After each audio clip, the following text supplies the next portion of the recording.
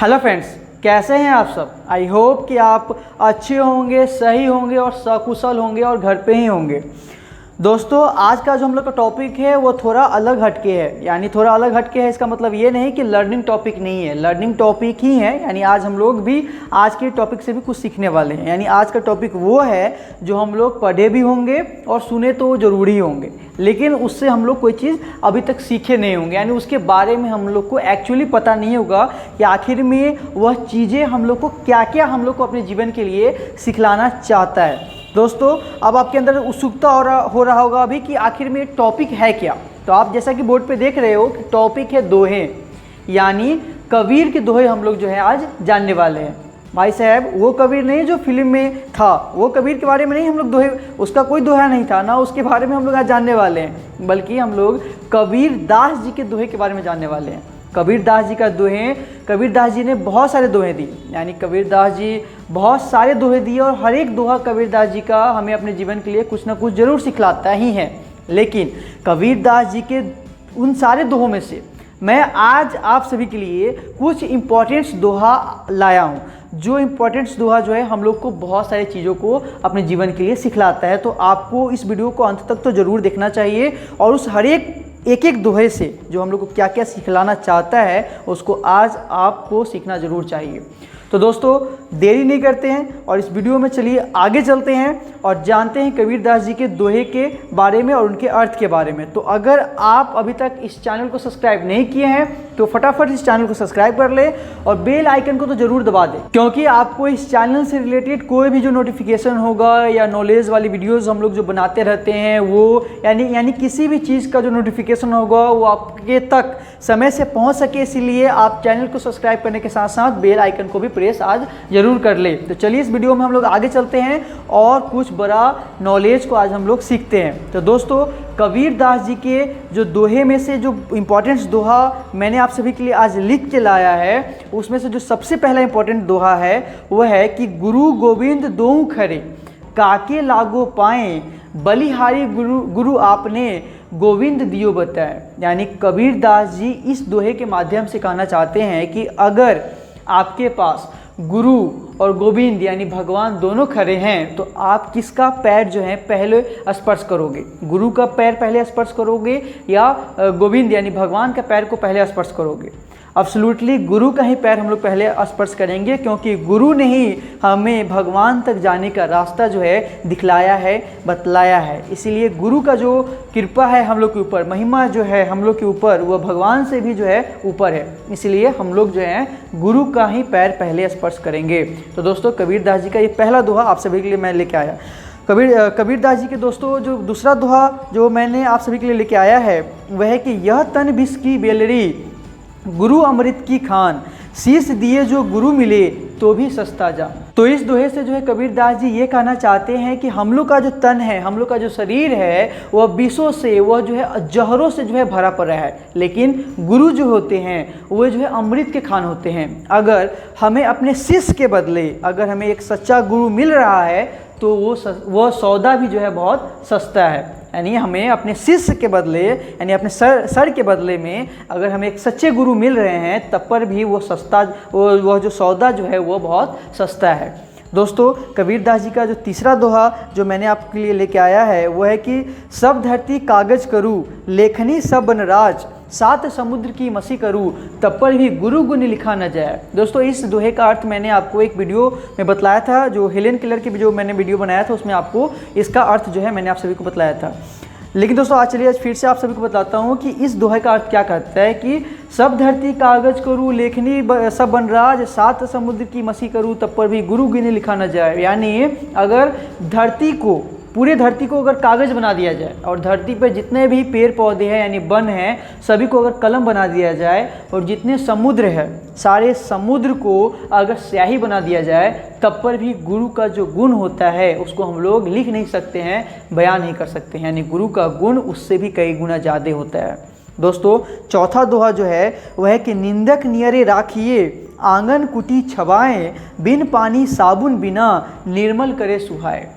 दोस्तों, इस दोहे से कबीर दास जी बहुत ही इंपॉर्टेंट बात कहना चाहते हैं कि जो भी निंदक में लोग होते हैं, यानी जो भी दूसरे की बुराइयां करने वाले, दूसरे की गलतियां निकालने वाले जो लोग होते हैं, कबीरदास जी वो इसमें यह कहना चाहते हैं कि वैसे लोगों को आप अपने पास रखो, वैसे लोगों को आप अपने पास रखो, क्योंकि वैसा लोग जो है आपकी गलतियों को, आपकी बुराइयों को बार बार बताते रहेगा और आप उस गलती से, उस बुराई से सीखते जाओगे, उसको सुधारते जाओगे और जीवन में अच्छे करोगे।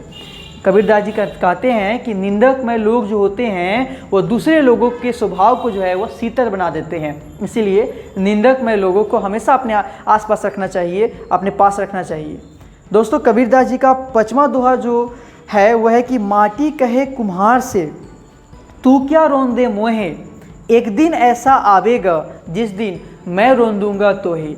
दोस्तों, कबीरदास जी इस दोहा से यह कहना चाहते हैं कि जब एक बार कुम्हार जो है मिट्टी को रौंद रहा होता है तो मिट्टी उस समय कहता है कुम्हार से कि तू आज क्या मुझे रौंद रहा है, तू आज मुझे क्या रौंद रहा है, एक दिन ऐसा आवेगा जो तुम इसी मिट्टी में मिल जाएगा और उस दिन मैं तुझे जो हूँ रौंदूंगा। यानी इससे हम लोग एक चीज़, बहुत बड़ा चीज़ ये सीख रहे हैं कि कभी भी हमें अपने जीवन में अभिमान नहीं करना चाहिए, कभी भी हमें ये नहीं समझना चाहिए कि हम ही जो है बहुत शक्तिशाली है, बलशाली है, क्योंकि सभी को इस एक दिन न एक दिन इस मिट्टी में जो है मिल जाना है। आप कुछ न लेके कुछ आए हो और न ही लेके कुछ जाओगे, हमेशा अच्छे सज्जन व्यक्ति ही बन के रहना चाहिए। तो चलिए आगे चलते हैं और जानते हैं छठा दोहा के बारे में। तो छठा दोहा जो कबीरदास जी का मैंने आप सभी के लिए लाया है वह है कि जहाँ दया तहाँ धर्म है, जहाँ लोभ वहाँ पाप, जहाँ क्रोध तहाँ काल है और जहाँ क्षमा तहाँ आप। यानी कबीरदास जी इस दोहे के माध्यम से ये कहना चाहते हैं कि जहाँ पे दया है वहीं पे धर्म है, जहाँ पे दया है वहीं पे धर्म है, जहाँ पे लोभ है वहीं पे पाप है। जहाँ पे दया है वहाँ पे धर्म है, जहाँ पे लोभ है वहाँ पे पाप है, और जहाँ पे क्रोध है वहाँ सर्वनाश है, यानी विनाश ही विनाश है, और जहाँ पे क्षमा है वहाँ पे ईश्वर का वास होता है, यानी वहाँ पे आपका वास होता है, वहाँ पे ईश्वर का वास होता है। दोस्तों, कबीरदास जी का 7वां दोहा जो है वह है कि जल में बसे कमोदनी, चंदा बसे आकाश, जो है जाको भावना सो ताही में आप। दोस्तों, इस दोहे को आपको जो है ध्यान से सुनना चाहिए। ये दोहा जो है बहुत ही हम लोग को बहुत बड़ा चीज़ सिखलाता है। हम लोग हमेशा कहते हैं ना कि ईश्वर हमें कहाँ मिलेंगे, कहाँ मिलेंगे। इस दोहे के माध्यम से आज हम लोग समझ सकते हैं कि ईश्वर हमें कहाँ पे मिलने वाले हैं। दोस्तों, इस दोहा को मैं एक बार रिपीट करता हूँ कि जल में बसे कमोदनी, चंदा बसे आकाश, जो है जाको भावना सो ताही में, सो ताही के पास। दोस्तों, कबीरदास जी इस दोहे के माध्यम से ये बताना चाहते हैं कि आपका जो कमल है वो कहाँ पे खिलता है, जल में खिलता है, और चंद्रमा कहाँ होता है, तो आकाश में होता है। यानी कमल जो है जल में खिलता है और चंद्रमा कहाँ पे होता है, तो आकाश में होता है। इस दोनों के बीच इतना सारा डिफरेंस है, यानी इस दोनों के बीच जो है इतना बड़ा डिफरेंस है, लेकिन उसके बावजूद भी जब चंद्रमा का प्रतिबिंब जो है जल में पड़ता है तो ऐसा लगता है कि चंद्रमा खुद चल के जो है वो जल के पास आया है, उस कमल के पास आया है। तो दोस्तों, वैसे ही अगर आप अच्छे कर्म करते हो, अच्छे काम करते हो और ईश्वर को सच्चे मन से चाहते हो, सच्चे निष्ठा से चाहते हो और अच्छे कर्म करते जा रहे हो, तो ईश्वर को आपको ढूंढने की ज़रूरत बिल्कुल नहीं है। आपके पास ईश्वर खुद पे खुद चल के ही आएंगे। तो दोस्तों, ये बहुत ही इंपॉर्टेंट दोहा था। दोस्तों, 8वां दोहा जो मैंने लाया है वह है कि साधु ऐसा चाहिए जैसा सूप सुहाए, सार सार को गही रहे थोथा दे ही उड़ाए। दोस्तों, ये दोहा ये कहना चाहता है कि एक व्यक्ति को, यानी हम लोग को जो है कैसा बनना चाहिए, तो एक सूप जैसा बनना चाहिए।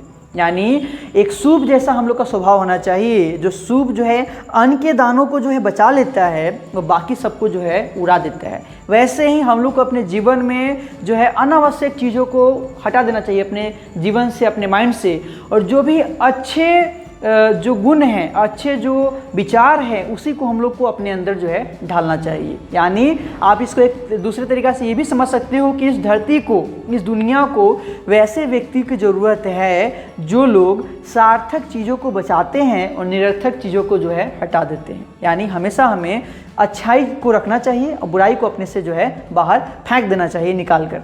दोस्तों, आगे चलते हैं और कबीरदास जी के 9वां दोहे को जानते हैं। तो दोस्तों, कबीरदास जी का 9वां दोहा जो है वो कहना चाहता है कि रात गवाएं सोए के, दिवस गवाएं खाएं, और हीरा जन्म अमोल सा कौड़ी बदला जाए। यानी यह दोहा का अर्थ ये है कि हम लोग जो है अपना रात जो है सोने में गंवा देते हैं और दिन जो है खाने खाने में गंवा देते हैं, यानी खाते खाते गंवा देते हैं। ये ऐसा हीरा वाला जो हम लोग को जन्म मिला है, यानी ऐसा अनमोल जन्म जो हम लोग को मिला है, उसको हम लोग ऐसे ही कौड़ी के भाव से जो है बर्बाद करते जा रहे हैं। कोई कर्म नहीं कर रहे हैं, निकम्मा जैसे बैठे हुए हैं, हमेशा दूसरे की बुराई, दूसरे का जो है दूसरे के बारे में बातें करते जा रहे हैं, कुछ कर्म नहीं कर रहे हैं और इस अनमोल जीवन को ऐसे ही बर्बाद करते जा रहे हैं। हम इसको सुधार करना चाहिए और ऐसे अनमोल जीवन को ऐसा बना के जाना चाहिए कि लोग जो हैं हमें याद रखें। दोस्तों, कबीरदास जी का जो 10वां दोहा जो है आज मैं आप सभी के लिए लाया हूँ वह है कि जाति न पूछो साधु की, पूछ लीजिए ज्ञान, अमोल करो तरवार का, परा रहंदो में आए। यानी कबीरदास जी इस दोहे के माध्यम से हम लोग को ये बतलाना चाहते हैं कि कभी भी किसी भी व्यक्ति का किसी भी सज्जन पर्सन का जो है हमें उसका जाति नहीं पूछना चाहिए। उसके ज्ञानों को हमें अपने अंदर जो है ढालना चाहिए, उसके ज्ञानों को हमें जो है सीखना चाहिए। उससे जो भी चीज़ हमें अच्छी विचारों को जो हमें मिलने वाला होता है उसको हमें लेना चाहिए, ना कि उसके बारे में उल्टा सीधा हमेशा बातें करना चाहिए कि भाई तेरा तू क्या है, तू नहीं है। उससे कोई लेना देना नहीं है कि वह जो है अच्छा, वह बड़ा व्यक्ति है कि नहीं है, वह पैसा वाला है कि नहीं है, इससे हमें कोई लेना देना नहीं है। अगर वह विद्वान पर्सन है जो हमें कुछ दे रहा है, देखिए वो पर्सन आपके लिए छोटा भी हो सकता है, बड़ा भी हो सकता है एज में, तो अगर आपको वह पर्सन आपके नॉलेज के लिए कुछ बातें बता रहा है जिससे आप सीख कर अपने जीवन में कुछ अच्छा कर सकते हो, तो हमेशा उस चीज़ को लेना चाहिए। जैसे कि आप देखते होंगे कि तलवार जो होता है उसका मूल्य होता है, न कि उसको तलवार को रखने वाले म्यान का मूल्य होता है। आप देखते होंगे कि तलवार का असली मूल्य होता है, रणभूमि में तलवार जो है असली काम करता है, न कि म्यान जो है जिसमें वह रखाता है उसका कोई मूल्य नहीं होता है। तो दोस्तों, हमेशा सज्जन व्यक्ति से, अच्छे व्यक्ति से हमें जो है उनका ज्ञान जो है लेते रहना चाहिए। दोस्तों, ये तो थी कबीरदास जी के 10 दोहे आज मैंने आप सभी को बतलाया। ये वीडियो जो है लंबी हो जाएगी, इसीलिए एक काम करते हैं कि आपको सीरीज बाय सीरीज, यानी कबीरदास जी का तो अनंत दोहा है, यानी बहुत सारे दोहा हैं जो हम लोग को ऐसे ही जीवन में बहुत सारी चीज़ों को जो है सिखलाते जाता है, बतलाते जाता है। हम काम करेंगे कि आपको ऐसे हर एक दोहे को सीरीज बाय सीरीज आपको बताते रहेंगे। आज वाली वीडियो में मैंने आपको 10 दोहा और उसके अर्थ के बारे में बताया कि जो हम लोग को जीवन में क्या क्या चीज़ें सिखलाता है। तो एक काम करते हैं कि इसको हम लोग सीरीज आगे बढ़ा देते हैं, यानी आज 10 बतलाया, फिर नेक्स्ट वाली वीडियो में 10, फिर अगर उसके बाद और इम्पोर्टेंट्स आएंगी वीडियो, मतलब कि दोहे हैं, तो उसको और हम लोग आगे बढ़ाते जाएंगे ऐसे ही। तो दोस्तों, अगर आपको आज वाली वीडियो अच्छी लगी हो, अगर इससे आपको कुछ सीखने को मिला हो, तो आप इसको आज एक लाइक ज़रूर कर दें। और अगर ये आपको वीडियो आज अच्छी लगी हो तो लाइक करने के साथ साथ इस वीडियो को अपने दोस्तों के साथ, रिश्तेदारों के साथ, भाई बंधु के साथ, यानी सभी के साथ, आपके जो भी रिलेटिव्स हैं, जिनको भी आप जानते हो, पहचानते हो, सबके साथ शेयर कर दो, ताकि वो भी कबीरदास जी के दोहे से आज कुछ सीख सके। मैं मिलूंगा आपसे इसी तरह की अगले लाइफ वीडियो में। तब तक आप अपना ख्याल रखिए, अपने माता पिता का भी ख्याल रखिए। धन्यवाद।